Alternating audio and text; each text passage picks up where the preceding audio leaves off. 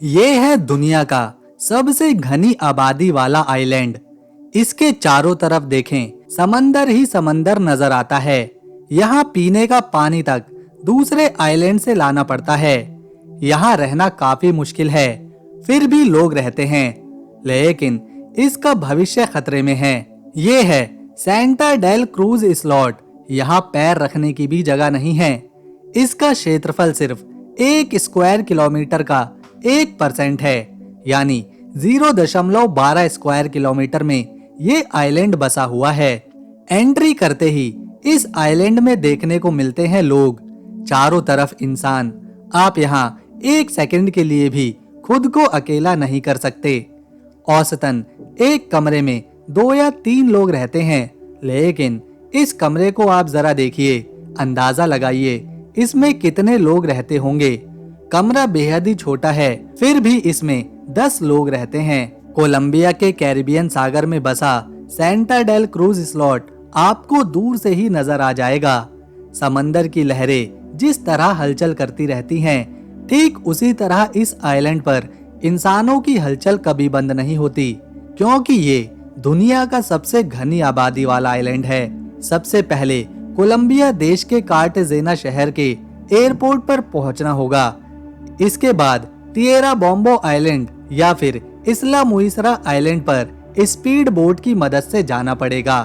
फिर वहां से एक छोटी नाव की 2 घंटे की यात्रा करने के बाद नजर आएगा most crowded island on earth. इस आइलैंड में कुल 90 घर हैं, जो एक दूसरे से बिल्कुल चिपके हुए हैं। यहाँ 800 से लेकर 900 लोग अपनी जिंदगी बिता रहे हैं। यहाँ 1 स्क्वायर किलोमीटर में 68,000 लोगों का आबादी का घनत्व है, जबकि हांगकांग दुनिया का जो सबसे ज्यादा डेंसिटी वाला शहर है, उसका घनत्व भी 67,049 है। ये आइलैंड एक क्रिकेट ग्राउंड से भी छोटा है। यहाँ सिर्फ 4 सड़कें बनी हैं, जो 90 घरों से जुड़ी हैं। इन्हीं 4 सड़कों पर 900 लोग रोजाना चलते हैं। ये कंक्रीट से बनाई गई हैं और इस पर हमेशा लोग मौजूद रहते हैं। यहाँ कोई नियम नहीं है, कोई भी यहाँ घर बनाने से पहले किसी की भी इजाजत नहीं लेता। लोग यहाँ आते हैं, उनके पास रहने के लिए घर नहीं होता। वो थोड़ी सी भी खाली जगह को देखकर वहाँ किसी भी तरह से रहने के लिए घर बना लेते हैं। शुरुआत में यहाँ इतने लोग नहीं रहते थे, लेकिन धीरे धीरे उनके परिवार के लोग यहाँ पर आकर बसने लगे और आबादी बढ़ती गई। जिन्हें घर बनाने के लिए जमीन नहीं दिखाई देती, वो पहले से बने घर पर एक और ऊपर कमरा बना लेते हैं।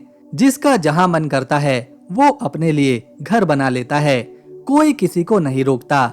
ये घर इतने ज्यादा करीब हैं कि कई बार तो एक जगह से दूसरी जगह जाने के लिए भी एक दूसरे के घरों से गुजरना पड़ता है। यहाँ देखो, आपको गलियों में बच्चे नजर आएंगे जो खेलने के लिए बस इन्हीं गलियों का इस्तेमाल करते हैं। पूरे आइलैंड पर कपड़े सूखते हुए दिखाई देंगे।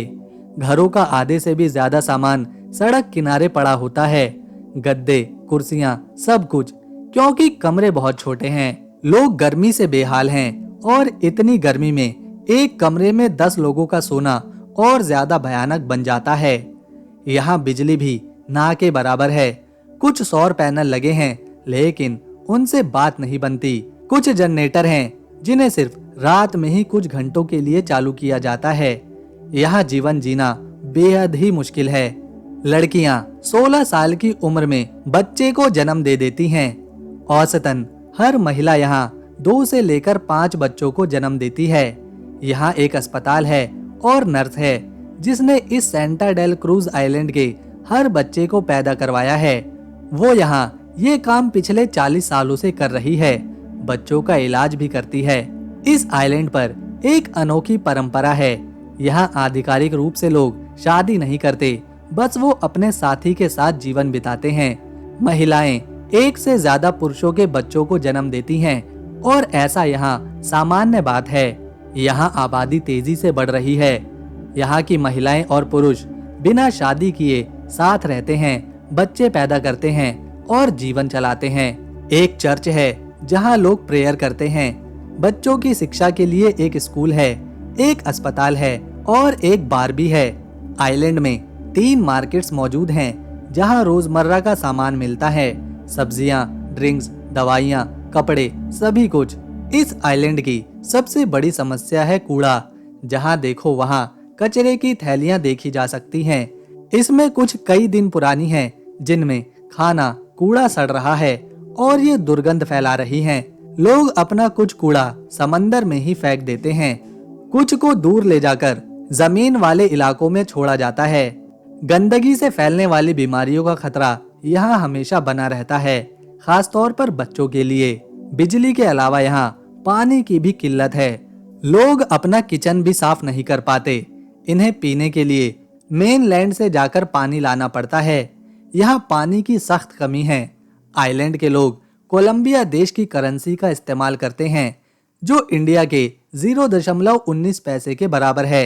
200 साल पहले यहाँ कोई नहीं रहता था। ये आइलैंड वीरान था, लेकिन यहाँ कुछ मछुआरे मछली पकड़ने आए और मछली पकड़ते पकड़ते उन्हें देर हो गई, जिस वजह से उन्हें यहाँ रात बितानी पड़ी। उन्हें यहाँ अच्छी नींद आई, सुबह बेहतरीन नजारा दिखा और रात में एक भी मच्छर नहीं लगा। इसके बाद कुछ मछुआरों ने फैसला लिया कि वो इस आइलैंड पर ही बस जाएंगे। फिर क्या था, कुछ मछुआरे अपने परिवार के साथ आ गए। उन्होंने यहाँ अपने लिए घर बनाए, लेकिन तब सिर्फ 3 या 4 घर ही थे। धीरे धीरे वक्त बीतता गया और लोग यहाँ बसते गए। आज यहाँ 800 से लेकर 900 लोग सिर्फ 0.12 स्क्वायर किलोमीटर के एरिया में रहते हैं। अभी के समय में सेंटा डेल क्रूज स्लॉट के लोगों की सबसे बड़ी परेशानी पीने का पानी है। ये लोग बारिश के पानी को टैंकों में जमा करते हैं। इसे यहाँ के लोग आइलैंड का फेफड़ा कहते हैं। इसके अलावा कभी कभी शहरों से भी पानी लाना पड़ता है। यहाँ के लोग पानी की एक बूंद भी बर्बाद नहीं करते। यहाँ बारिश बहुत कम होती है। लगभग 7 से 8 महीनों बाद बारिश का मौसम आता है और उस मौसम को देखकर ये लोग बहुत खुश होते हैं, क्योंकि उनकी सबसे बड़ी परेशानी पीने का पानी उन्हें जमा करने का मौका मिलता है। आइलैंड के लोग बारिश के पानी को ज्यादा से ज्यादा जमा करते हैं और फिर उसी पानी को आइलैंड के सभी लोगों में बराबर बांट दिया जाता है। यहाँ के लोग बारिश देखकर इतना खुश होते हैं कि उस दिन यहाँ जश्न मनाया जाता है। लेकिन यही बारिश का मौसम इनकी परेशानी भी बन जाता है। जब यहाँ बहुत ज्यादा बारिश होती है, तूफान आता है, तो पानी आइलैंड के घरों में, सड़कों पर भरने लगता है। ये समय इनके लिए काफी मुश्किल होता है और बिना बिजली के परेशानी और ज्यादा बढ़ जाती है। यहाँ जब भी किसी का जन्मदिन होता है तो लोग उस दिन पार्टी करते हैं। पूरा आइलैंड खुश रहता है। गाने की आवाज आइलैंड के एक कोने से दूसरे कोने तक जाती है। यहाँ के स्कूल में 240 बच्चे पढ़ते हैं। दूसरे आइलैंड के बच्चे जैसे टिएरा बोम्बा और मुइसरा के बच्चे भी यहीं पर पढ़ने आते हैं, क्योंकि उनके आइलैंड में कोई स्कूल नहीं है। 240 बच्चों के लिए यहाँ 12 शिक्षक मौजूद हैं। बच्चे सिर्फ 5वीं कक्षा तक ही पढ़ते हैं, क्योंकि उनके माता पिता के पास इतने पैसे नहीं होते कि वो उन्हें आगे पढ़ाने के लिए कोलंबिया के शहरों में भेज सकें। इस आइलैंड की अर्थव्यवस्था पूरी तरह से टूरिज्म पर निर्भर है। रोजाना सैकड़ों टूरिस्ट इस आइलैंड को देखने, घूमने आते हैं। इससे आइलैंड के लोग $2.5 लाख तक कमाते हैं। यहाँ का एक व्यक्ति रोजाना 15 से लेकर 30 या फिर कभी कभी $50 तक भी कमा लेता है। ये बात मौसम पर निर्भर करती है। टूरिस्टों के लिए आइलैंड पर एक छोटा सा एक्वेरियम भी बनाया गया है, जिसमें अलग अलग मछलियाँ, कछुए, यहाँ तक कि छोटी शार्क भी है। टूरिज्म को यहाँ के लोग भगवान का वरदान मानते हैं। इस पूरे आइलैंड में एक स्मारक है जिसे ला पेट्रोना कहा जाता है। आइलैंड के लोगों का मानना है कि ये स्मारक उन्हें तूफान से बचाती है। इतने छोटे से आइलैंड पर 900 लोगों का एक साथ रहना हैरान करने वाला है। यहाँ कोई कानून व्यवस्था नहीं है, कोई पुलिस नहीं है। यहाँ हर कोई एक दूसरे को जानता है। अगर कभी किसी का झगड़ा हो भी जाता है तो यहाँ के बुजुर्ग उन झगड़ों को सुलझा देते हैं। लोग यहाँ शांति के साथ रहते हैं। यहाँ चोरी, लूटपाट जैसा कुछ नहीं दिखता। सेंटा डेल क्रूज स्लॉट के लोगों को रात में शराब पीना, गाने सुनना और नाचना बहुत पसंद है। लोग रात में अपने घरों के बाहर रहते हैं क्योंकि उनके घर बहुत छोटे हैं। पूरा आइलैंड रात के अंधेरे में गायब हो जाता है।